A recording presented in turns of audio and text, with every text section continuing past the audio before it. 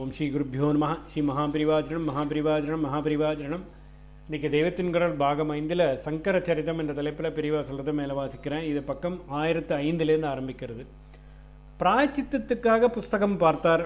அதில் ரொம்பவும் கஷ்டமான முறையில் மரணத்தை ஏற்பதே குருத்யோகத்துக்கு பிராயச்சித்தம் என்பது போட்டிருந்தது. அப்படியா, சரி, சரீரத்தை அணுவாக பொசுக்கி கொண்டு உயிரை விடுவோம் என்று உடனே முடிவு பண்ணிவிட்டார். நாமானால் அந்த புஸ்தகத்தை நெருப்பில் போட்டிருப்போம். அவரோ நல்லவேளை குருத்ரோகத்துக்கு பிராயச்சித்தமே இல்லை என்று சொல்லாமல் இப்படி ஒன்று சொல்லியிருக்கே என்று சந்தோஷமே பட்டார். உமியை நிறைய கொட்டிக்கொண்டு அது சிறுக சிறுக கருகும்படி எரித்து கொண்டு அதற்குள்ளே அவர் இறங்கிவிட்டார். அணுவாக எரிந்து சாவதற்கு இதுவே வழி என்று இப்படி பண்ணினார்.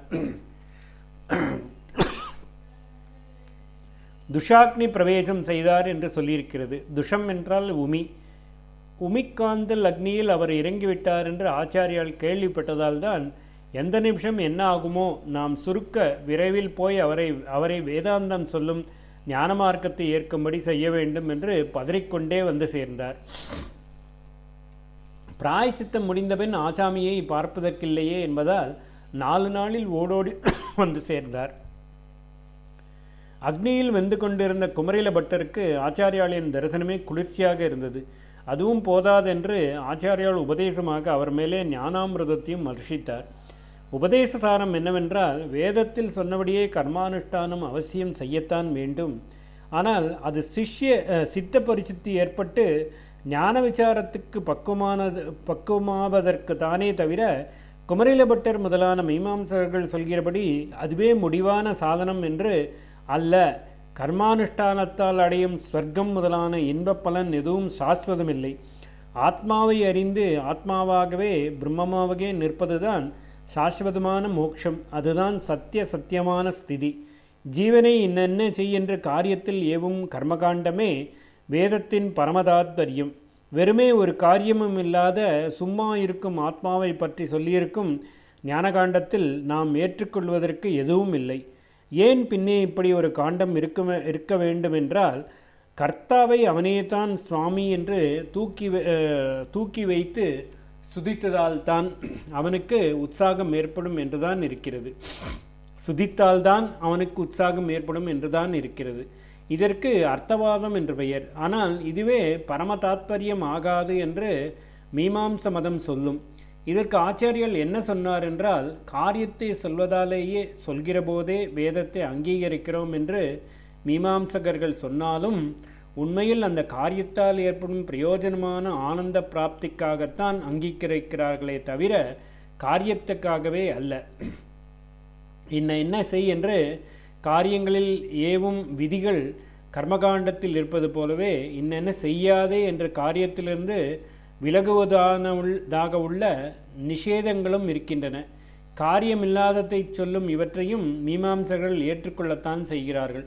ஏனென்றால் ஆனந்த பிராப்தி என்ற பிரயோஜனத்தை அடைய வேண்டுமென்றால் இந்த நிஷித்த கர்மாக்களை, நிஷேதமாக உள்ள கர்மாக்களை நாம் செய்யாமல் இருந்தால்தான் முடியும் என்பதால் இப்படி கர்மகாண்டத்திலே சில காரியங்களை விடச் சொல்லியிருப்பது அதன் பிரயோஜனத்தை உத்தேசித்து ஏற்கத்தக்கதாகிறது என்றால், ஞானகாண்டத்தில் சகல காரியங்களுமே விட்டுவிட்டு சும்மா இருப்பதுதான் பரம பிரயோஜனம் என்று இருப்பதை எப்படி வெறும் அர்த்தவாதம் என்று தள்ளலாம்?